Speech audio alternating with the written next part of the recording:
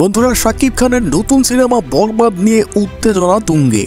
কিন্তু জানেন কি, ওপার বাংলার জনপ্রিয় নায়িকা মিমি চক্রবর্তী আফসোস করেছেন এই সিনেমায় না থাকার জন্য। তিনি স্পষ্টই বলেছেন, আমি যদি শাকিব খানের নায়িকা হতাম তাহলে বরবাদও আরো দুর্দান্ত এবং হিট হতো। মিমি চক্রবর্তী যে ইথি কাপালকে পছন্দ করেননি শাকিবের সাথে, যেটা আমরা আগেও জানি, কিন্তু এইবার প্রকাশ্যে মিমির এই বক্তব্য আরো বেশি ভাবিয়ে তুলেছে শাকিব খানকে ও শাকিবিয়ানদেরকেও।